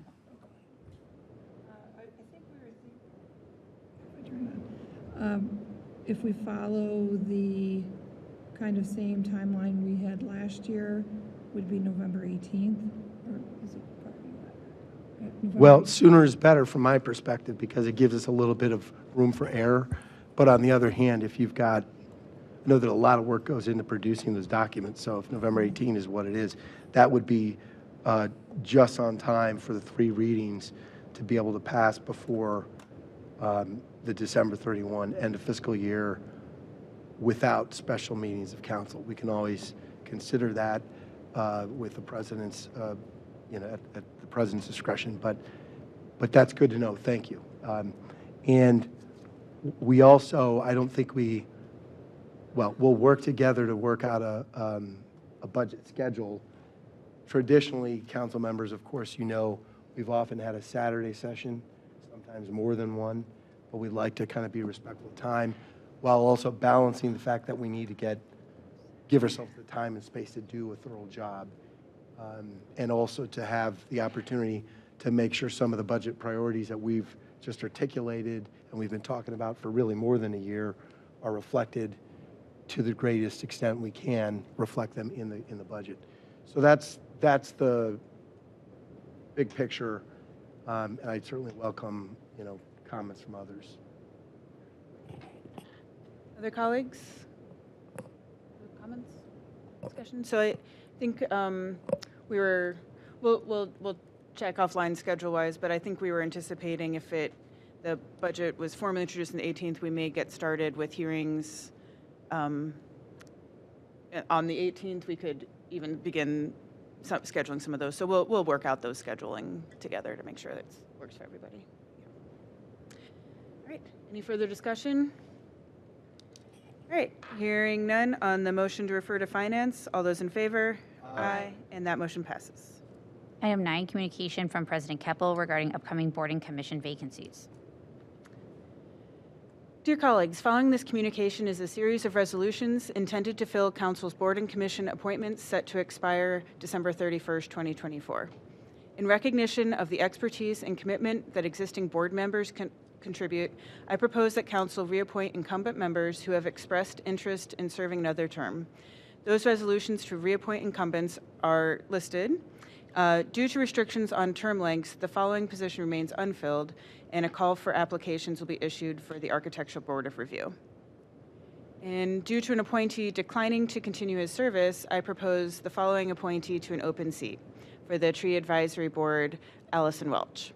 I look forward to working together to fill these positions and appreciate the service of the city's many board and commission volunteers. And there's a link to the current appointees and the composition of those bodies. Move to receive and file this communication. Second. Motion's been made and seconded. Discussion. Hearing none. All those in favor? Aye. And that motion passes. Item 10, Resolution 2024-61, a resolution to take effect immediately, appointing one person to the Board of Building Standards and Building Appeals and Architectural Board of Review for the 5-year term beginning January 1st, 2025 and ending December 31st, 2029. Move to defer. Second. Motion's been made and seconded. Discussion. Hearing none. All those in favor? Aye. And that motion passes. Item 11, Resolution 2024-62, a resolution to take effect immediately, appointing Anthony Santiago to the Board of Zoning Appeals for the 5-year term beginning January 1st, 2025 and ending December 31st, 2029. Move to adopt. Second. Motion's been made and seconded. Discussion. Hearing none. All those in favor? Aye. And that motion passes. Item 12, Resolution 2024-63, a resolution to take effect immediately reappointing Nathaniel Zepp to the Civil Service Commission for the 3-year term beginning January 1st, 2025 and ending December 31st, 2027. Move to adopt. Second. Motion's been made and seconded. Discussion. Hearing none. All those in favor? Aye. And that motion passes. Item 13, Resolution 2024-64, a resolution to take effect immediately reappointing Jason Frederick to the Public Art Advisory Board for the 3-year term beginning January 1st, 2025 and ending December 31st, 2027. Move to adopt. Second. Motion's been made and seconded. Discussion. Thanks for coming. Yeah. Just good to see you. Thanks for being here. Thanks for your continued service. Councilman Evans? Yeah, I just said I had the opportunity to work with Mr. Frederick directly on the Public Art Advisory Board. He was had thoughtful, always input for our projects, and he had a tremendous impact on a lot of the things you've seen in the last year or so. Any further discussion? Councilwoman Marks? Yes, I'm glad to see that Jason's reappointed to the commission because he has great appreciation for the city of Lakewood and is very creative. So I'm so glad that he wants to continue in that capacity. Thank you, Jason. Thanks for being here. Any further discussion? All right. On the motion to adopt, all those in favor? Aye. And that motion passes. Item 14, Resolution 2024-65, a resolution to take effect immediately, appointing Allison Welch to the Tree Advisory and Education Board for the 3-year term beginning January 1st, 2025 and ending December 31st, 2027. Move to adopt. Second. Motion's been made and seconded. In discussion, I'll just add that Ms. Welch recently applied for the vacancy for Ward 2 and particularly expressed an interest in the Tree Advisory Board and has a big background in horticulture. So this was a good timing to get her involved with that. And I'll also just note my appreciation for David Sangri, who's rolling off of Tree Advisory Board and has been a long time advocate and been very involved and provided excellent service to the community in that capacity. Any further discussion? Councilwoman Marks.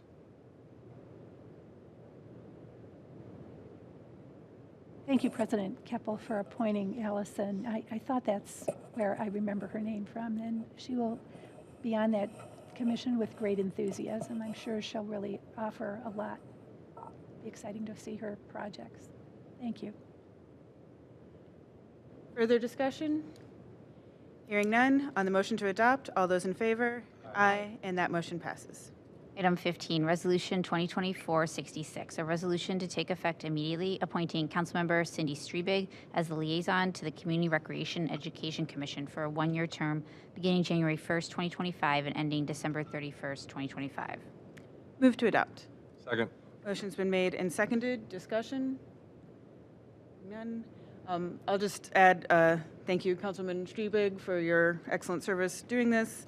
And also, I meant to do this on the communication. I want to thank the council office staff for doing all the work behind the scenes to research who was coming off, who wanted to stay on, make sure that they were active involvement. So I know that took quite a bit of time and it's kind of invisible labor. So I just want to acknowledge that, that work. And thank you, Councilman Strebig, for continuing to serve on CREC. Well, all right. So did I already make the motion? Okay. All right. So is motion made and seconded? All those in favor of adoption, say aye. Aye. And that motion passes. Item 16, communication from Mayor George regarding lead and copper rule. Mayor George. Dear Council President Keppel and members of Council, this communication provides updates regarding U.S. EPA's finalized lead and copper rule changes applicable to public water systems and implications for the City of Lakewood. I'm not going to go on and read this long letter verbatim, but there's a lot of important information in the letter and also some new requirements for the City of Lakewood, which are listed in here as well. I'm looking forward to have a discussion with our consultant attorney on this. It looks like we scheduled that for November 11th.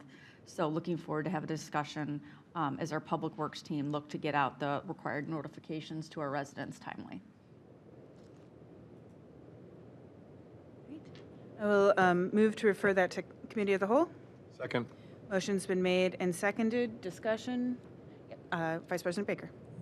Thank you, and I discussed with council staff that I likely won't be able to attend on the 11th. I have a work event, so that I can't miss, but I would potentially seek Lou McMahon's, maybe he could take 15, 20 minutes to that morning or something, give me a presentation that's similar to what he's going to give to City Council. This is, I think, really, important, and we're going to be getting lots of calls about it when people get these letters. One thing that would be really helpful, I think, as we think about the best way to present the information is I've dug into it a little bit. The city has to outline every address and say whether the service line and then the kind of the private connection is lead or what material it is. And I would think we have maps associated with that and like maybe some high level indication of like what streets we can expect are getting these letters. I hope that's the type of information we will see at that meeting so that we can kind of better absorb and then answer the deluge of questions I'm sure we will be getting and everyone here will be getting from residents. Yeah, good point, Councilman. We do have maps. I will say, just looked at the maps last week. It's scattered throughout the entire community, so it's not going to be specific streets, although there are more streets with more connections. But I do want to reiterate, and this needs to be crystal clear, is that the water is safe. My own service line to my own house is lead. We are completely safe. This is just part of U.S. EPA's requirement to get rid of all lead lines in the next 10 years. So the letters will be going out. Your water is safe, and we'll be working. We're developing a pilot program to see how we're going to begin to clear all of these service lines, both private and public, because we want to, reduce disruption and also evaluate what the cost is and time and things. So we've spent a lot of time looking what that's going to look like for 2025. Hopefully we can talk more about it in detail at the meeting. And we can certainly provide you those maps through our GIS system, because remember, it is private and public lines as well. Further discussion? All right. Hearing none on the motion to refer to Committee of the Whole. All those in favor? Aye. And that motion passes.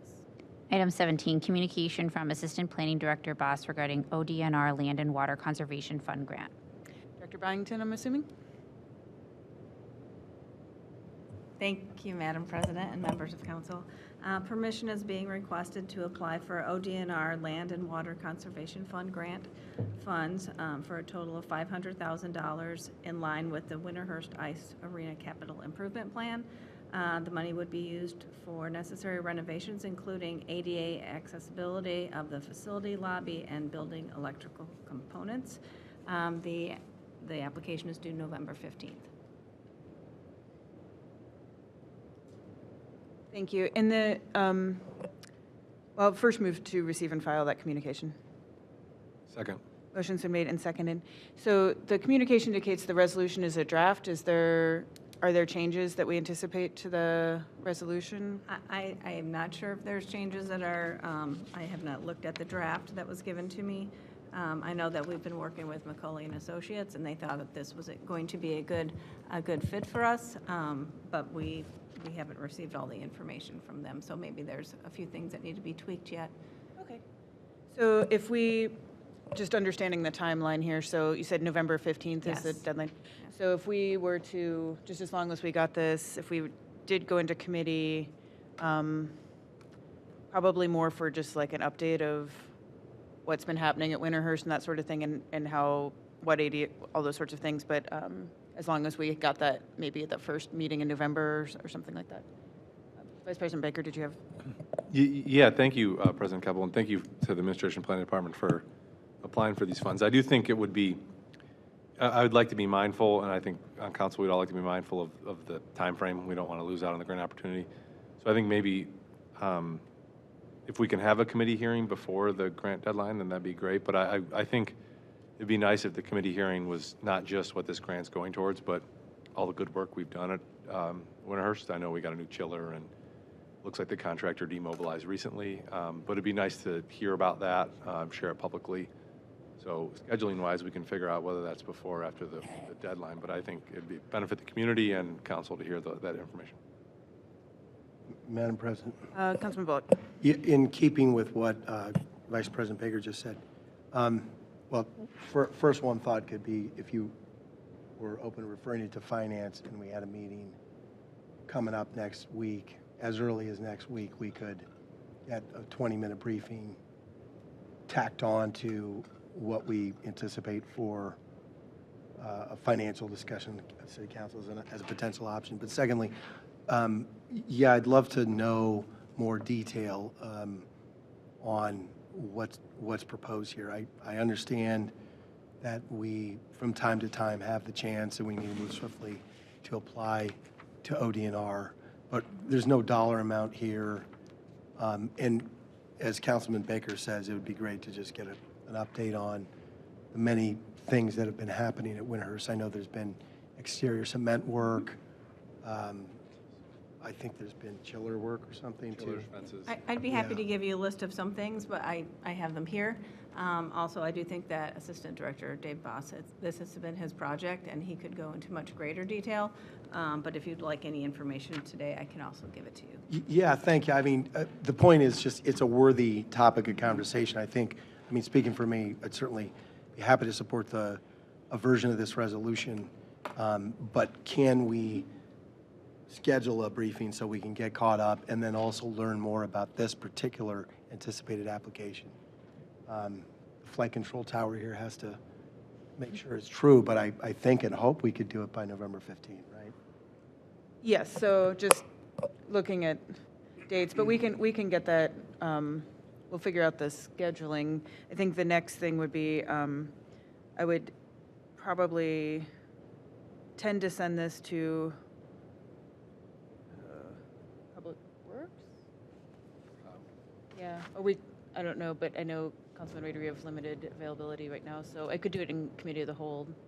There may be another, Madam President, there may be another resolution potentially coming our way too, so we could handle them both at some point, even on an off day.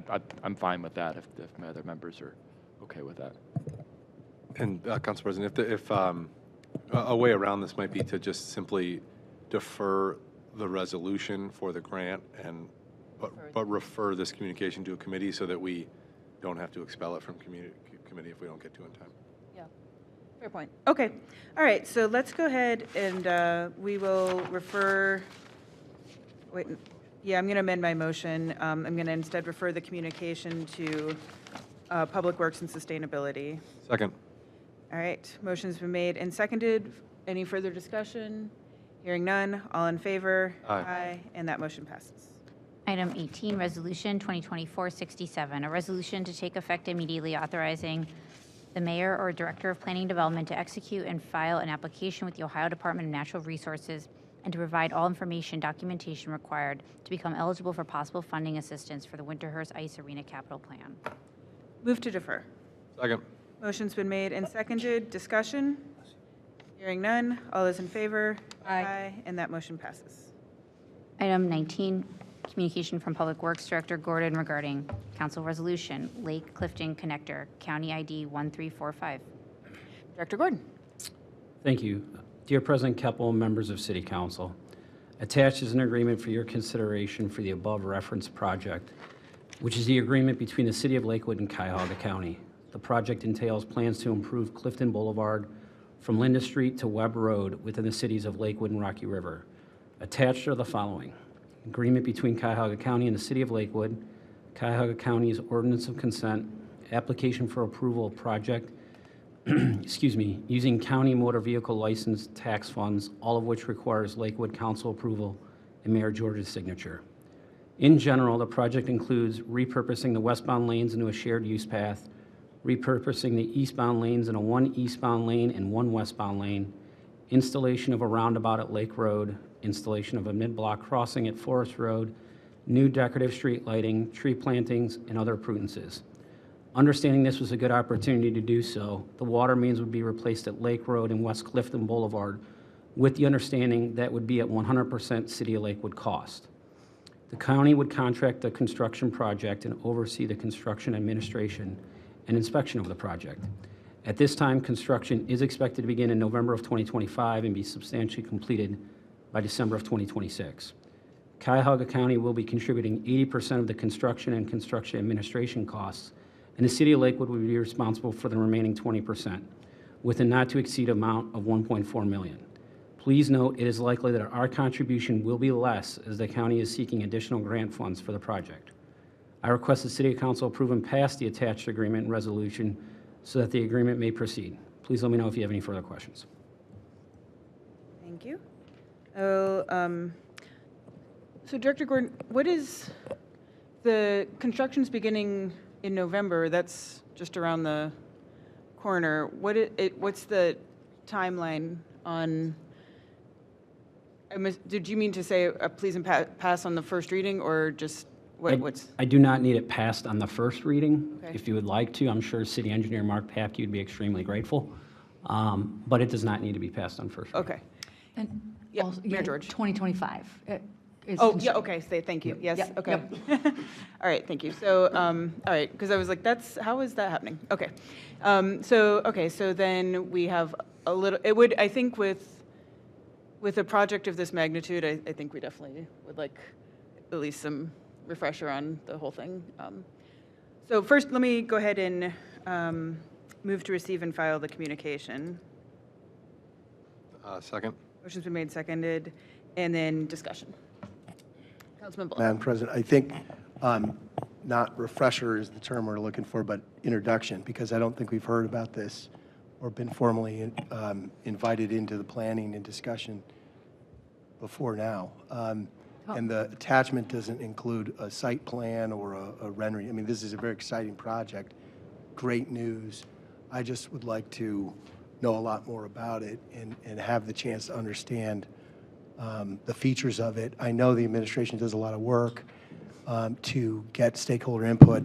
I really would have preferred City Council direct engagement before it comes to the City Council fully baked for approval. That's always going to be something you hear me ask for and request. And I don't think it's impossible to structure our planning process such that we have at least one or two council members involved in the duration. I think some of us were involved in some of the discussion about roundabouts, but I don't know about the full stretch. So But the good news is this is a great project. I'm excited to hear about it. Love to learn more, get renderings, et cetera. Thank you. Madam President, if I may, if you recall, Councilman, this is a project we've been talking about for about 3 or 4 years now. We had originally allocated some ARPA dollars towards it many moons ago. So it's a county project. We had a public meeting at Cove Community Center with Director Leininger. I know I've talked about it at my State of the City before, so we've had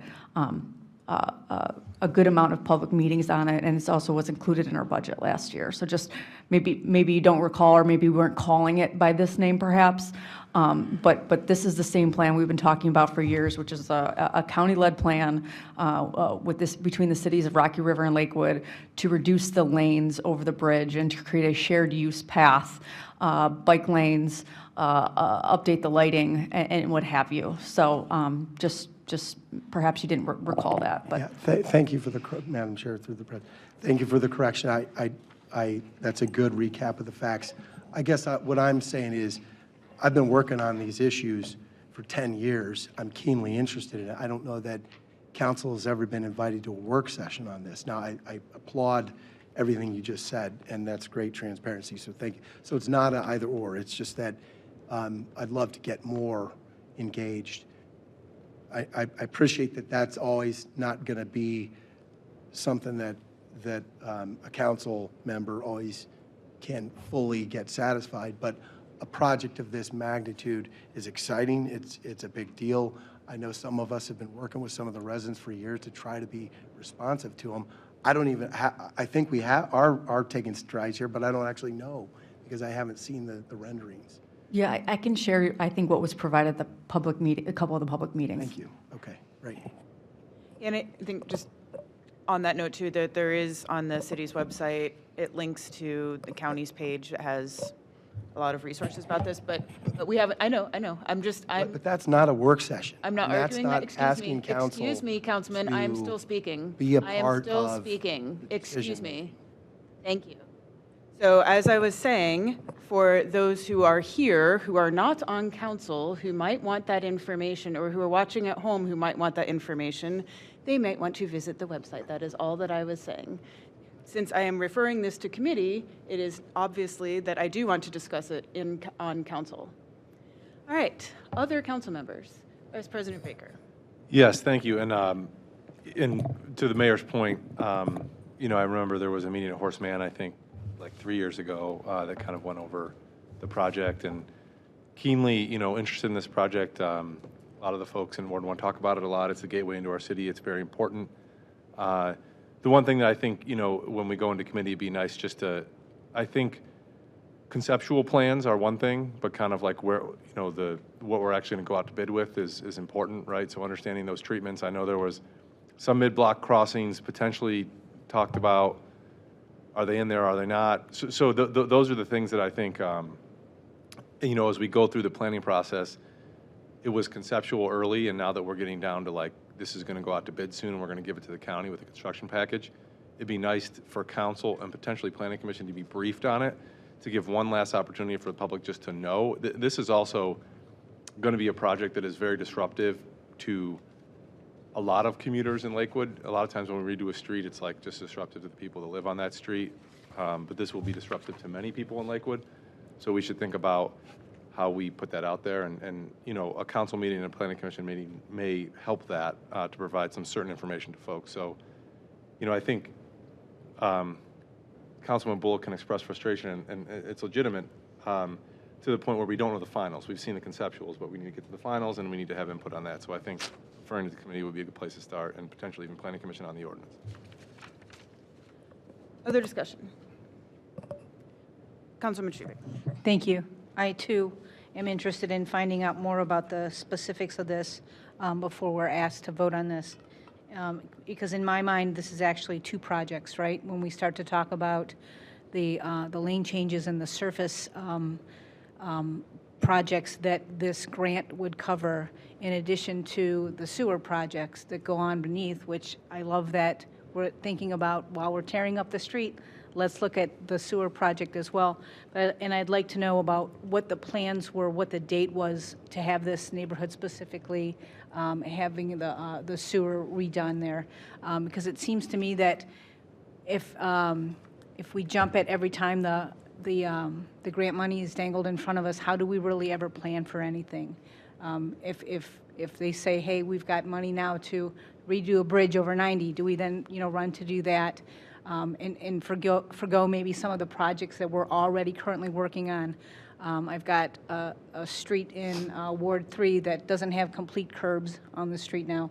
I feel like that's an incompleted project, and I'd like to see things fully completed before we start moving on to new things. Thank you. Other council members? Councilman Marks?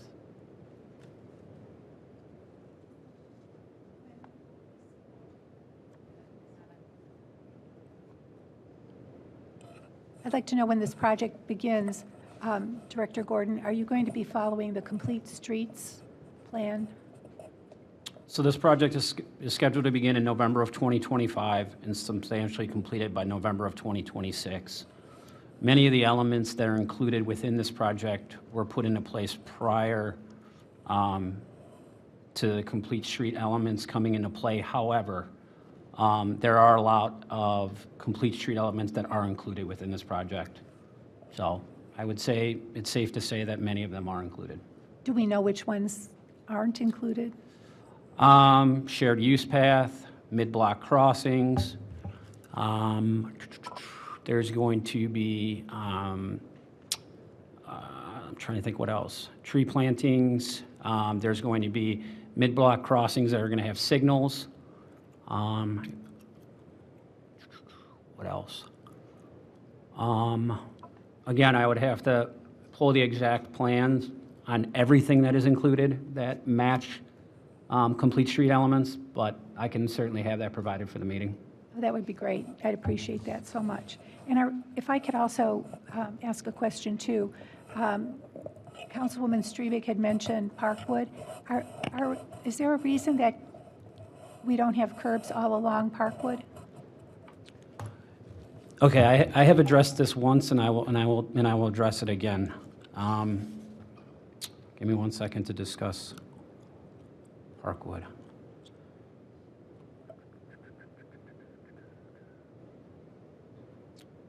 All right. So when it came to the 2023 water main projects and the curbs on Parkwood, there were a few different factors that were taken into consideration. And this is the case with all of the construction projects citywide.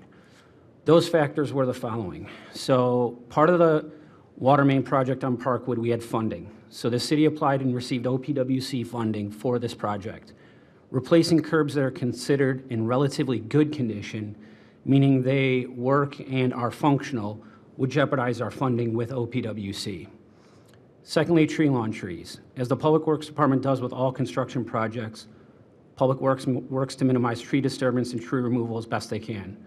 Replacing curbs has a severe impact on the tree and lawn trees. Removal of entire curbs would entail removal of more trees. So again, when you're out there, you have to determine, is the value of the tree more important than the value of the curb? Is the curb that is currently there working and functioning properly?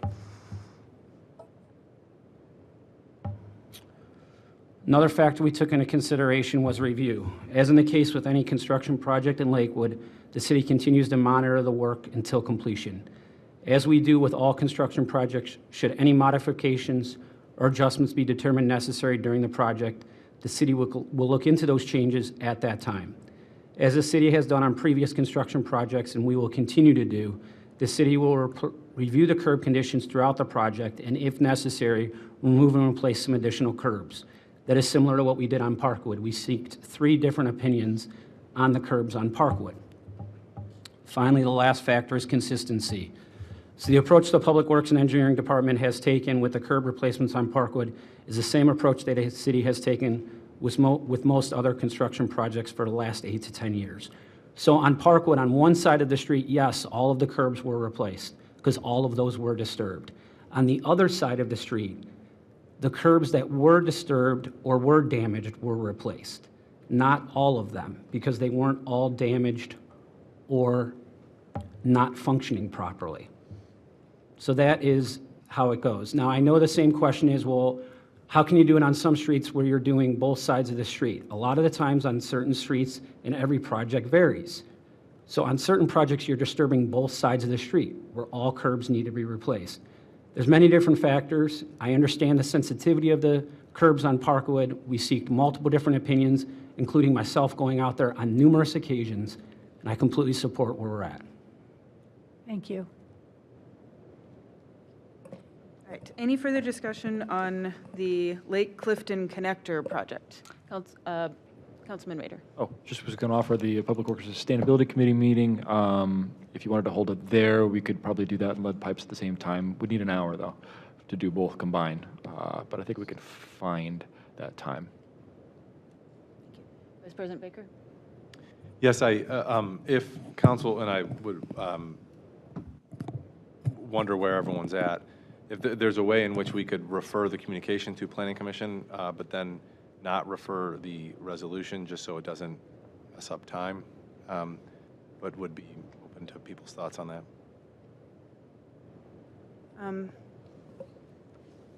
I think, well, go ahead, Vice President Baker. Yeah, the intent there would be similar to our last agenda item, which is to say that the resolution for the agreement with the county would not be stuck in Planning Commission, but the communication would be, so that we could keep it at council, so the resolution could be approved without Planning Commission's input.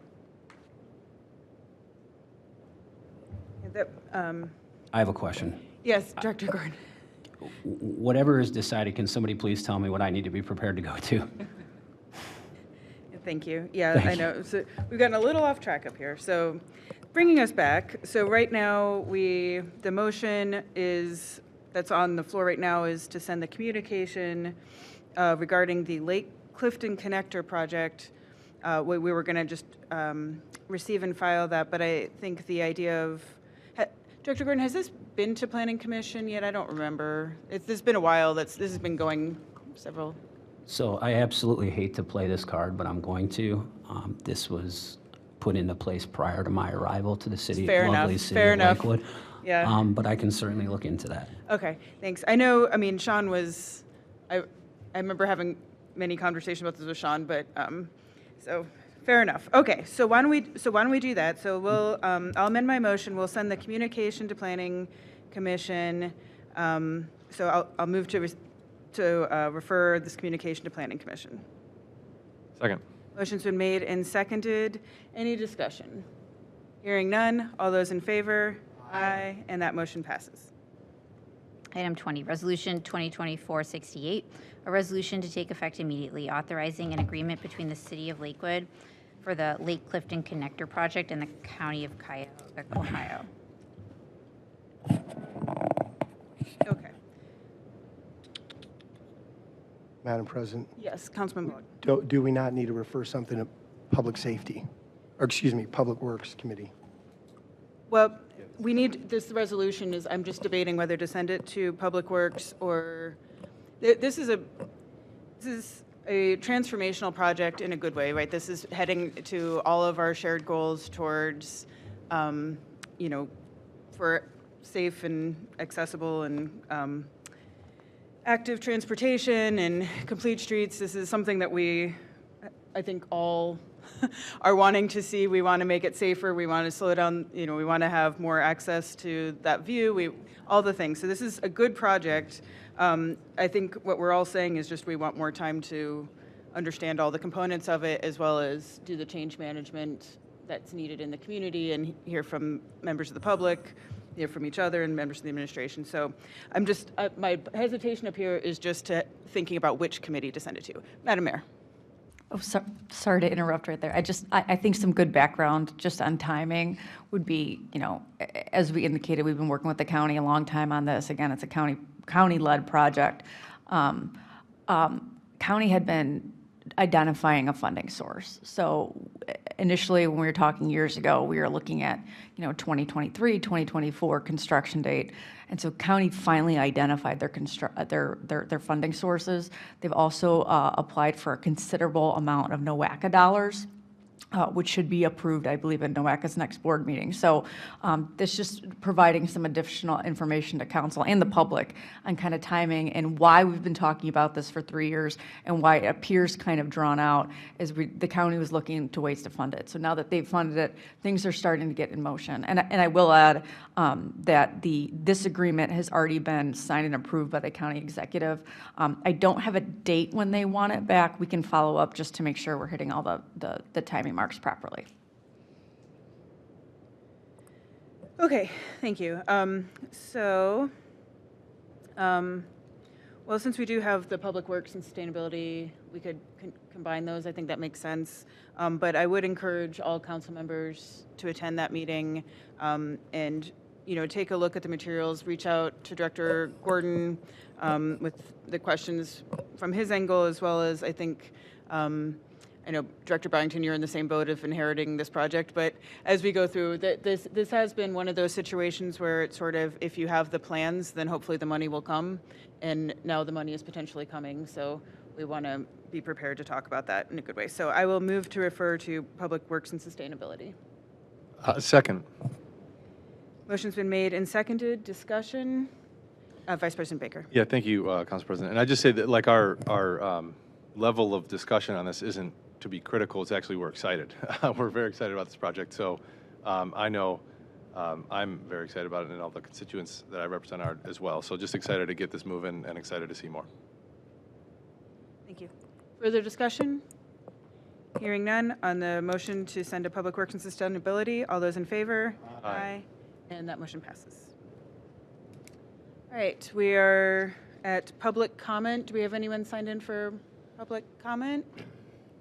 All right. Let me grab my...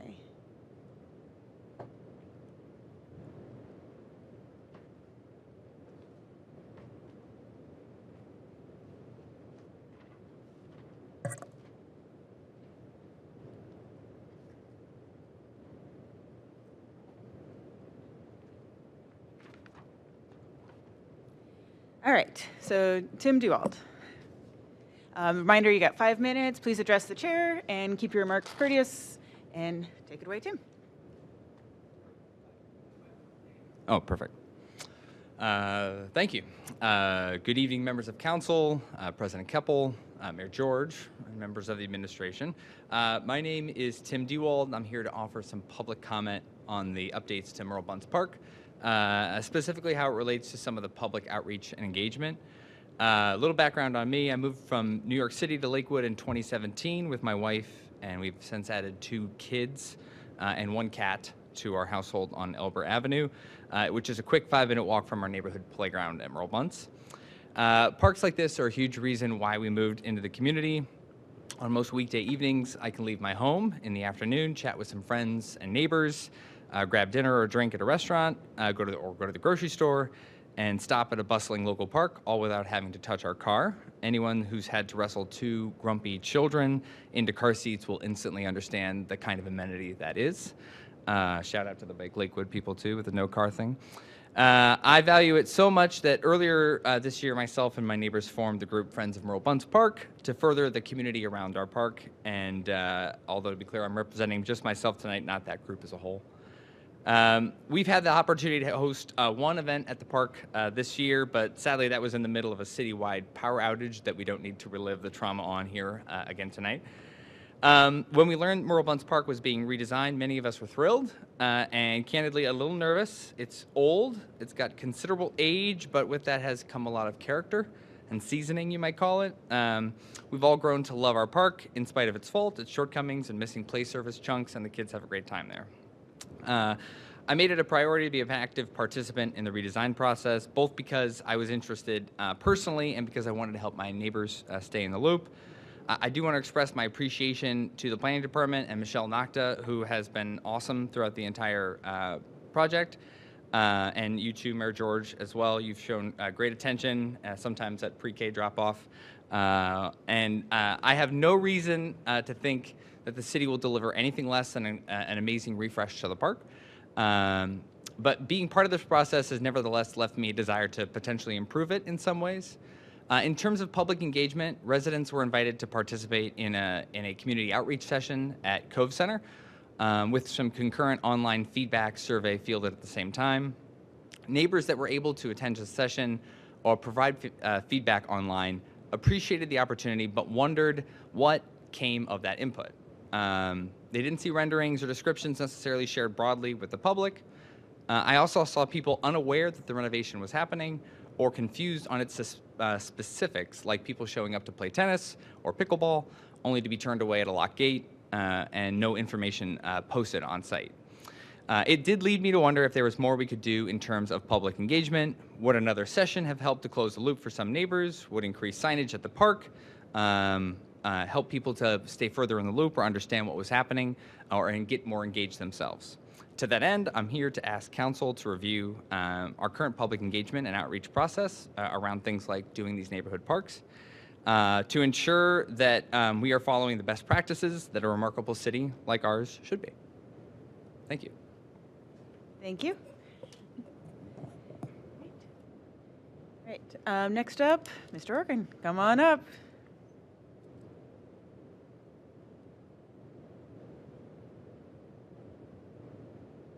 Hey, good evening.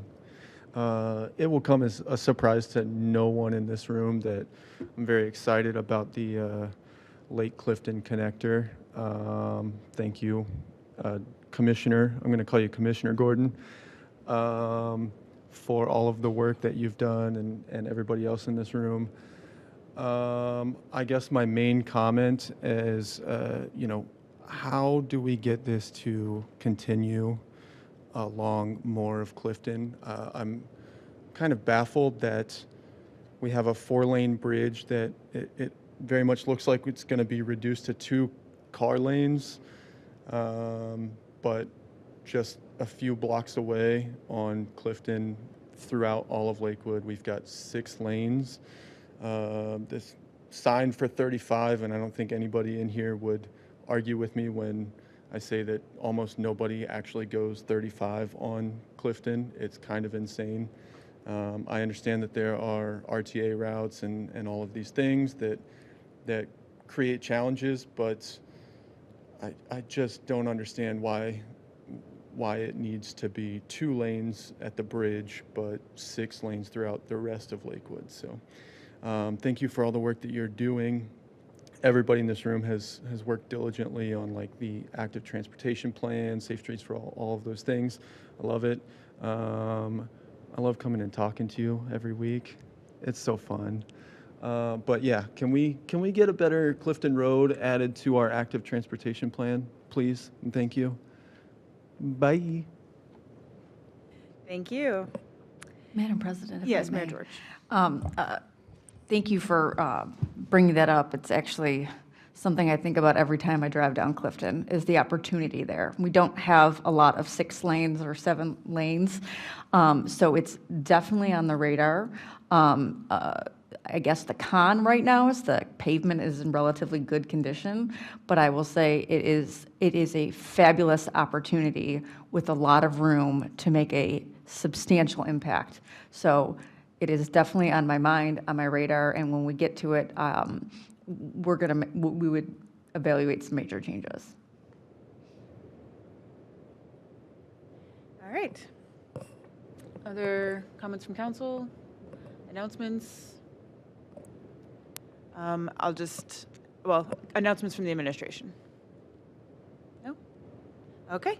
Only announcement for me is just a reminder that early voting has now started. You can actually vote downtown at the Board of Elections tomorrow if you want. So on Euclid Avenue, and you can still request your vote by mail ballot. So if you have not done either of those things, you can, and of course you can vote on Election Day as well. All right, no further announcements, and nothing else before council. We're adjourned.